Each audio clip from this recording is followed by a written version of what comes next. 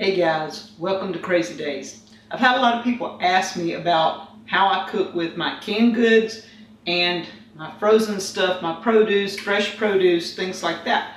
So off and on, when I have time, I will do a cooking video on some of that. Today, I decided I wanted to make soup. Last night we had some of the mutton chops and they're real small. So I cut the meat part out and saved the bones, boiled them down. Today, I have the broth from it. So the broth is heating. So we're gonna make mutton soup, I guess you would say, because the broth is from the mutton. I like to add tomatoes, okay? You see this pretty jar of tomatoes? Look at this date. 2010, July 2010. Can you believe that? That's 8 years ago.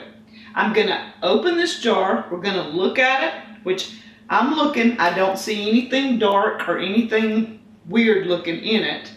I'm gonna open it up, I'm gonna smell of it. We're gonna see that it all smells, looks, everything's okay with it before adding it to our mutton broth. Number one canning thing. We have so many people say, aren't you worried about botulism and different things? Well, I worry more about some of the things I get in the store than I do my own canned goods. And granted, I didn't can this. This was canned in 2010, which means Danny's wife that passed from cancer did this in 2010 because she did not pass away until 2011.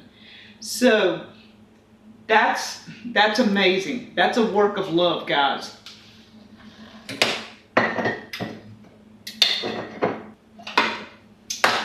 And while I'm at it, these are the silver lids. They use the silver lids, and Danny even had waxed these because he had started waxing them back then, so it's not rusted. There's nothing wrong with it 8 years later.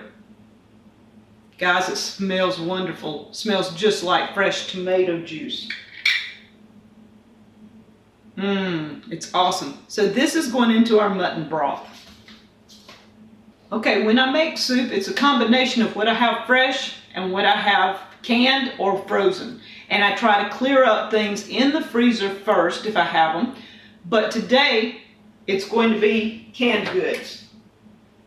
Carrots. I always add a jar of carrots. And we put the carrots in the pint jars because me and Danny, lots of times he eats them. I eat just a few, so he gets at least 2 to 3 meals out of this. If I eat, it's 2 meals. Green beans.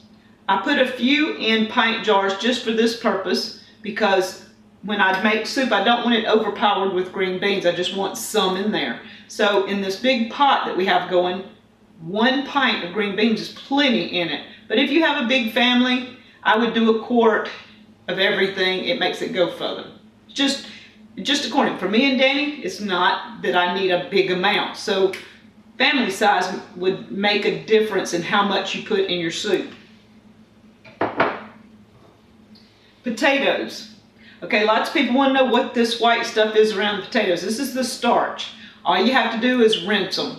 They're good. If you don't want to rinse them, hey, you don't have to. You can put them in a pan, heat them up, and dip the potatoes out. The starch just turns back, normal. It's just that it turns solid in the jar. There's nothing wrong with your potatoes, guys. Right now, I have fresh garlic and fresh onions. So that's going in there. I have some fresh turnip roots. I'm going to add some of those because those do really well in soups. And I'm going to be using frozen peppers. We froze a lot of bell peppers, Marconi peppers, pimento peppers, jalapeno peppers, all those things. I like the sweet peppers in mine, so either the pimentos, the bells, or the Marconis will go into our soup mixture. When I do this, I will add them next because they're frozen and I want them to cook a little bit. I'm going to cut the onions and garlic up and the turnip roots and let all that cook for a few minutes, 20 minutes maybe.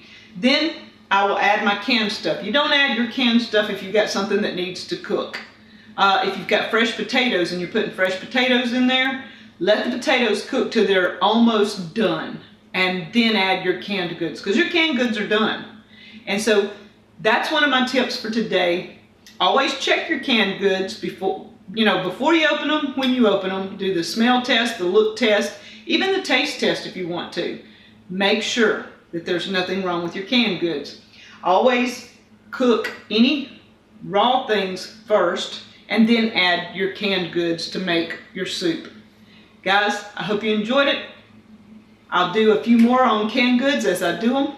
Thank you guys from Crazy Days.